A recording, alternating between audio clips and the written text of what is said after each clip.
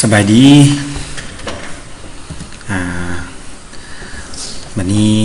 ชั่วโมงต่อมาอีกเนาะตัวนี้ใน EP ใหม่ก็คือพวกเขามาเข้าสู่บทเรียน AI อีกเนาะตัวนี้เป็นตัวอัปเดตใหม่ล่าสุดของ Google เป็นโน้ตบุ๊ก LM เนาะตัวนี้เอามาเบิ่งน้ำกันเนาะเพราะว่าอาจารย์เองก็เป็นคนมักอ่านเรื่องสามก๊กอยู่แล้วเนาะสามก๊กอยู่เนี่ยแต่ว่าอยากเฮ็ดให้เป็นเสียงเว้าเป็นพอดแคสต์เนาะหรือว่าเป็นเอาใส่ USB เอาใส่เป็น MP3 เพื่อ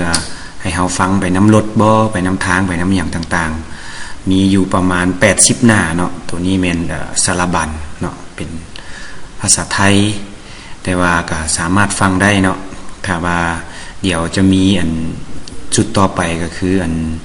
โดยการแปลเป็นไทยให้เป็นภาษาลาวเนาะนะครับมาเบิ่งนํกันตื่มอีกสำหรับตัวนี้แม่นภาคที่ว่าเฮ็ดเป็นพอดแคสต์เนาะเพื่อฟังสบายเนาะแล้วก็เฮาบ่อยากจะอ่านเนาะบางคนอาจจะบ่มีเวลา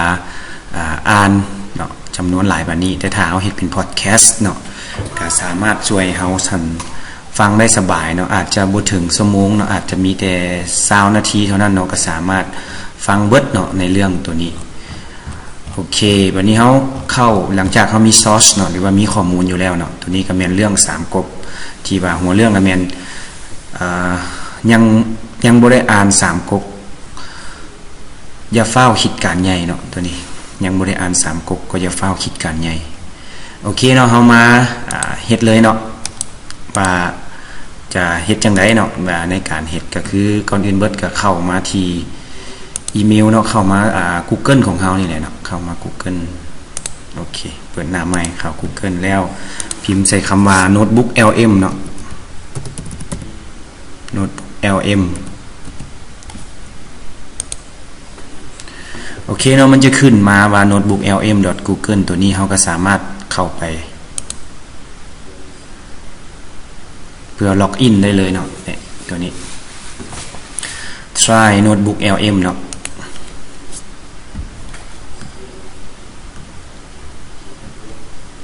โอเคมันจะขึ้นมาหน้าต่างของโน้ตบุ๊ก LM ตัวนี้เนาะตัวนี้ กดลืมกดชิปเนาะลืมกดชิปตัวนี้เลยบ่เห็นลูกศรโอเคปากนั่นแล้วเฮาก็มาอยู่บนนี้เนาะ create new ปึ๊บ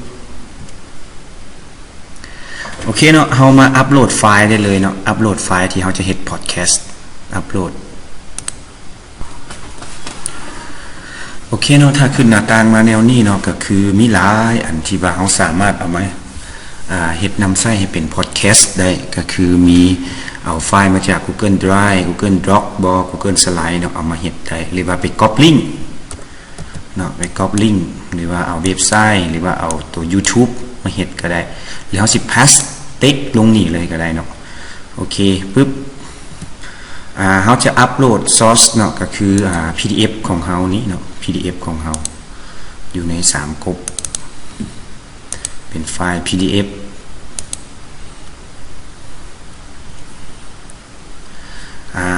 ตอนนี้แม่นรอท่าแป๊บนึงเนาะให้โปรแกรมประมวลผลเนาะว่า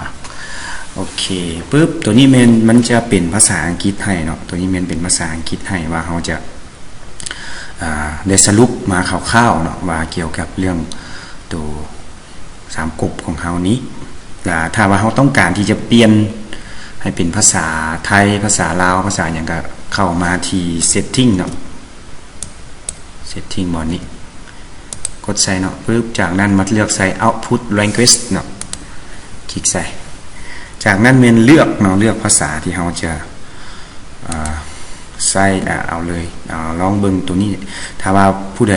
บ่ถนัดภาษาอังกฤษก็ใช้ภาษาไทยก็ได้คิดว่าหลายคนก็คือสิเข้าใจเนาะภาษาไทยลองเบิ่งภาษาลาวปึ๊บภาษาลาวภาษ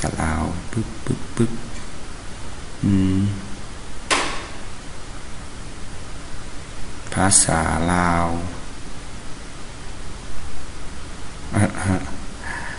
ส เซอร์ไพรส์เนาะภาษาลาวยังบ่ทันมีเนาะเป็นน้ำอัด Google อาจจะยังบ่ทันอัปเดตก็เป็นไปได้ก็ใช้ภาษาไทยไปก่อนเนาะโอเคเนาะมันก็จะเปลี่ยนไปแล้ววันนี้เราต้องการเฮ็ดอันใดตื่มบ่เนาะตัวนี้เนาะสิเฮ็ด add note บ่สิเฮ็ด mind map ที่เราต้องการให้สรุปแต่ว่าตัวนี้เราต้องการเฮ็ดเป็น audio เนาะหรือว่าเฮ็ดเป็น podcast เพื่อฟังอยู่ในรถบ่หรือว่าฟังเวลาว่างๆที่ว่าเราบ่อยากจะอ่านเนาะก็สามารถเลือกใส่ audio overview ได้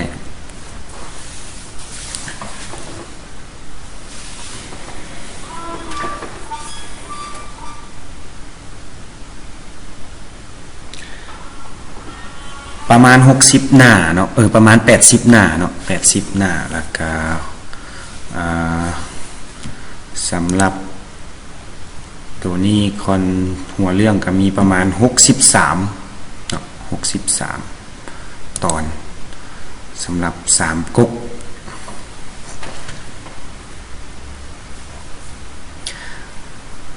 This may take a few minutes no need to stick around เนาะก็คือรอท่าก็ค่อนข้างหลายเติบไปเนาะถ้าว่าเฮามีบทเรียนเกี่ยวกับวิชาที่เฮาเรียนพวกวิทยาศาสตร์เคมีฟิสิกส์หรือว่าเป็นอันใดก็ได้เนาะที่มันยาวๆแล้วเฮาบ่อยากอ่านเนาะเฮาก็สามารถเฮ็ดเป็นพอดแคสต์แนวนี้ก็เพื่อให้สรุปให้ละให้เฮาฟังเข้าใจอาจจะฟังก่อนนอนก็ได้เนาะอาจจะฟังตอนที่เฮาขี่รถไปโรงเรียนหรือว่าอาจจะฟังตอนว่างๆบ่เนาะในช่วงเศษเวลาที่ว่าเฮามีนี่ตัวนี้ก็ช่วยได้หลายเนาะตัวนี้ AI มันเฮ็ดให้ชีวิตของเฮานี่สะดวกขึ้นง่ายขึ้นเนาะแล้วก็นำใช้ได้สะดวกที่สุดเนาะ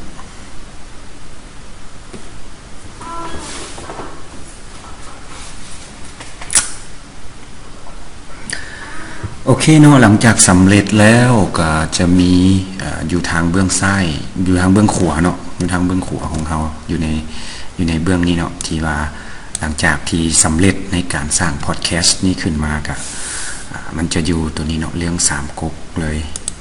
อันนี้แม่นรายละเอียดเนาะเราสามารถที่จะเพิ่มความไวให้มันฟังให้มันไวขึ้นได้เนาะแล้วก็ดาวน์โหลดหรือว่าดีเลทโอเคจากนี้มาลองฟังน้ำกันเบิ่งเนาะจัก1นาทีสวัสดีครับกลับมาเจาะลึกเรื่องราวกันอีกครั้งนะครับวันนี้เรามีบทสรุปย่อๆของ3ก๊กช่วงต้นมาดูกันคือดูเหมือนจะเป็นสรุปเหตุการณ์สำคัญตั้งแต่ปลายราชวงศ์ฮั่นเลยใช่ค่ะตั้งแต่เริ่มวุ่นวายจนไปถึงพวกศึกใหญ่ๆอย่างศึกเซ็กเพ็กเลยนะคะเราจะมาลองดูกันนะครับว่าอะไรคือแก่นหลักๆในช่วงนี้และตัวละครสำคัญอย่างเล่าปี้โจโฉขงเบ้งเขาเริ่มสร้างตัวกันยังไงถ้าเริ่มจากต้นเรื่องเลยก็คือปลายราชวงศ์ฮั่นเนี่ยมันวุ่นวายมากพระเจ้าเลนเต้ไม่ค่อยใส่ใจบ้านเมืองเท่าไหร่ค่ะแล้วก็มีพวก10ขันทีเข้ามากุมอำนาจทำให้ราชสำนักยิ่งอ่อนแอลงไปอีกซึ่งก็เป็นเหตุให้เกิดกบฏโจรพวกพระเหลิงใช่ไหมครับพวกชาวบ้านที่ทนไม่ไหวแล้วใช่ค่ะสภาพสังคมการเมืองตอนนั้นมันแบบว่าแย่มากความเสื่อมของอำนาจส่วนกลางนี่แหละค่ะที่เปิดช่องให้เกิดความขัดแย้งแต่ก็นะคะในวิกฤตมันก็มีโอกาสมันเหมือนเป็นเวทีแจ้งเกิดให้คนเก่งๆคนที่มีความทะเยอทะยานด้วยกลุ่มแรกที่เด่นขึ้นมาเลยก็คือ3พี่น้องร่วมสาบานในสวนท้อเหล่าปีกวนอูเตียวหุยเหล่าปีนี่คือเชื้อพระวงศ์แต่ตกยากส่วนกวนอูเป็นยอดฝีมือหนีคดีมาเตียวหุยก็เป็นคนตรงๆฐานะดีหน่อยการรวมตัวของ3คนนี้น่าสนใจมากค่ะมาจากคนละพื้นเพเลยแต่มีอุดมการณ์ร่วมกันคือจะปราบโจรเพื่อบ้านเมืองความผูกพันสัจจะสาบานของพวกเขานี่แหละค่ะที่กลายเป็นจุดเด่นแม้ช่วงแรกจะยังไม่มีกำลังอะไรมากแต่พอปราบโจรได้ไม่นานก็มีตัวละครใหม่ที่เข้ามาสร้างความปั่นป่วนครั้งใหญ่เลยคือตังโต๊ะตังโต๊ะขุนนางที่ใช้กำลังทหารเข้ามายึดอำนาจในเมืองหลวงใช่ไหมคะใช่ครับโหดเหี้ยมมากเผาเมืองลกเอียงทิ้งย้ายไปฉางอานแล้วก็มีลิปโป้เป็นลูกบุญธรรมคอยช่วยลิปโป้นี่ก็ไม่ธรรมดาเลยนะคะย้ายข้างเก่งมากฆ่าพ่อบุญธรรมไป2 คนนั่นสิครับตังโต๊ะกับลิปโป้ลีเหมือนเป็นตัวแทนของอำนาจดิบๆเลยทะเยอทะยานไม่สนคุณธรรมมันสะท้อนด้านมืดโอเคเนาะบัดนี้เราได้ไฟล์พอดแคสต์เรียบร้อยแล้วเนาะก็คือ มันสรุปมาประมาณ7นาทีแต่ถ้าว่าเราต้องการเราก็เพียงแต่คลิกจุด3จุดนี้เนาะแล้วก็ถ้าว่าผู้ใดมักไว้แน่ก็เพิ่มอันนี้เราก็ดาวน์โหลดโอเคเดี๋ยวเนาะเป็นไฟล์ MP3 3ก๊กเนาะ MP3 3ก๊กcopy มาไว้ช่อง D เนาะหรือว่า copy มาเอาไว้ไปใส่ USB ก็ได้เนาะเพื่อเราจะได้ฟังแล้วก็เรียนรู้ไปนำเนาะสิมีอย่างแต่ว่าสำหรับบทนี่เนาะก็ค่อนข้างหลายเนาะค่อนข้างหลายประมาณ80หน้าคิดว่าอยู่ในระหว่าง10หน้านี่สิพอดีเนาะ10หน้านี่มันจะสรุป7นาทีก็ถือว่าฟังได้เข้าใจอันนี้มันตกอยู่ประมาณ80หน้าเนาะก็ค่อนข้างหลายแน่แต่ถ้าว่าผู้ใดต้องการไฟล์ตัวนี้เนาะต้องการไฟล์3ก๊กนี่ก็ให้text message หรือว่าข้อความหรือว่าแชร์มาให้อาจารย์เนาะก็เพื่อให้อาจารย์ส่งไฟล์ตัวนี้ให้ถ้าว่าผู้ใดอยากไปอ่านเองบ่อีหยังก็ได้เนาะอยากไปอ่านเองก็ได้บ่ห่วงบ่กักจักหน่อยเลยเนาะเกี่ยวกับเรื่องต่างๆยังมีหลายอย่างเนาะที่จะแจกให้จะส่งให้แล้วสุดท้ายนี้ก็มีแต่ช่อง YouTube เนาะช่อง YouTube ถ้าว่าผู้ใดสนใจที่จะมักเรียนรู้เนาะหรือว่ามักเรียนเกี่ยวกับ AI เพื่อจะ เพื่อฝึกทักษะของตัวเองนี่แหละเนาะในเรื่องคอมพิวเตอร์อีกต่างๆหรือว่าพื้นฐานหรือว่าไปฮอดขั้นแอดวานซ์นี่ครับสามารถเข้ามาเบิ่งอยู่ช่อง YouTube ของอาจารย์ได้เนาะมิถุนาติ๊กเนาะตัวนี้ช่วยกดไลค์กด Subscribe ให้แน่เนาะก็เพื่อเป็นกำลังใจให้กันก็บ่ได้สร้างรายได้อหย่างเทื่อดอกเนาะแต่ว่าเพียงให้ความรู้แล้วก็ให้ทักษะอย่างต่างๆในการนำใช้ AI ทุกมื้อนี้โอเคเนาะสำหรับโน้ตบุ๊ก LM มื้อนี้ก็ถือว่าสำเร็จเนาะแล้วก็หวังว่าทุกคนคงจะได้ความรู้แล้วก็ได้ทักษะใหม่ๆได้วิธีเรียนแบบใหม่ในยุคใหม่นี้ขอให้ทุกคนโชคดีแล้วก็ให้